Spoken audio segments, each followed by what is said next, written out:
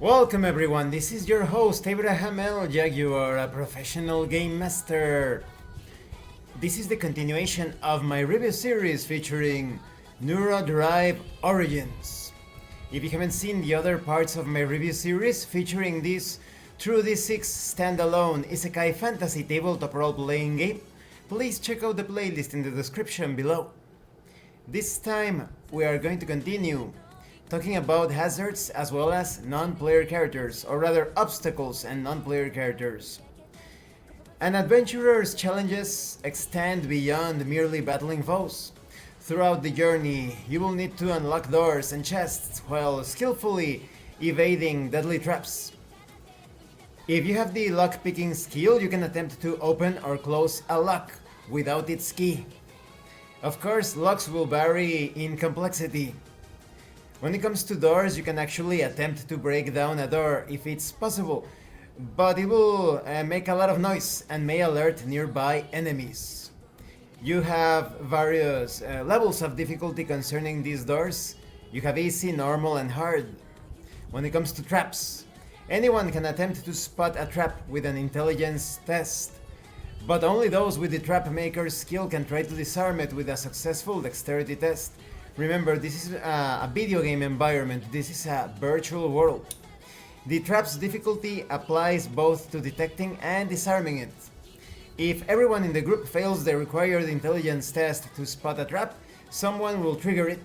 If you fail the required intelligence test to disarm a trap, basically means that you will be hindered by whatever effect the trap projects or sends out or floods the area with. Of course, you have the three difficulty levels of easy, normal, and hard. When it comes to environmental hazards, you have such things such as rockfalls, darkness, water, with their own considerations. And of course, you can actually fall from a height. Depending on the distance, you may take a lot of damage. So try to be very careful when moving about those ledges. Now, when it comes to monsters and non-player characters, you have two kinds. Those that are scripted, that is very simple behaviors, but you have advanced AI entities within the game that could be capable of speech even.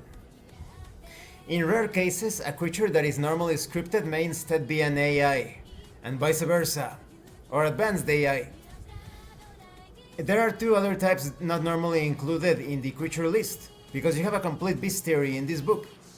An awakened AI, which is an artificial intelligence that has developed self-awareness, human-like emotions, and unpredictable behavior. You also have humans, of course.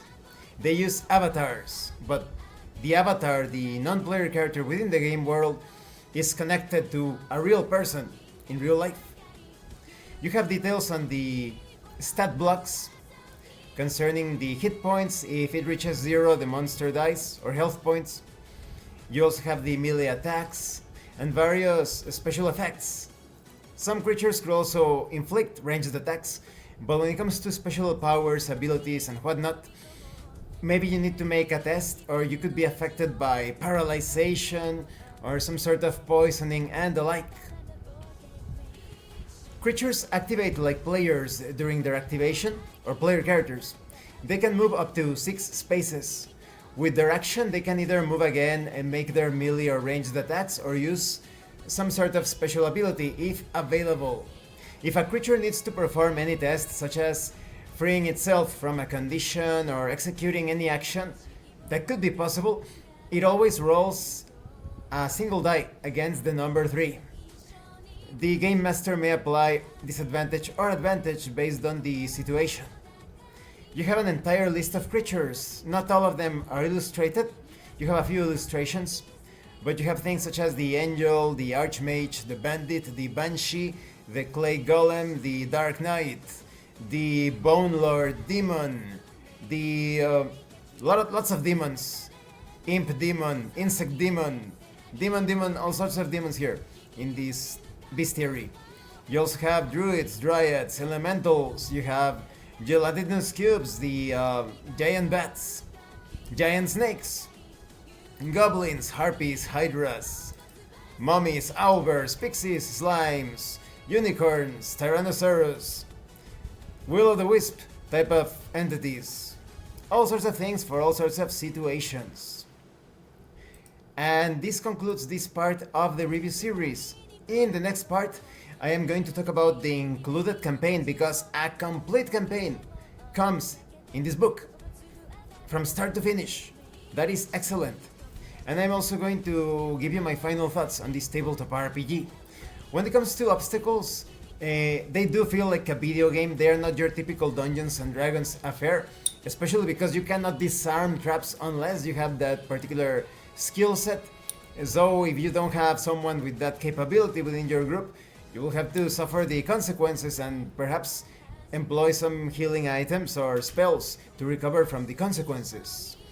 Now, when it comes to the monsters, there is a huge variety. I am impressed, and the stat blocks are very simple to understand or read. So no matter the dungeon, the adventure side, the situation, you will have the right creature for the right job. Thank you for watching this part of the review series. Don't forget to leave a like, comment, and subscribe. And thank you so much to those of you that are going the extra mile to support the channel. If anyone else wishes to further support the channel, consider joining as a member using the Super Thanks button. Take a look at the information in the description and in the pinned comment.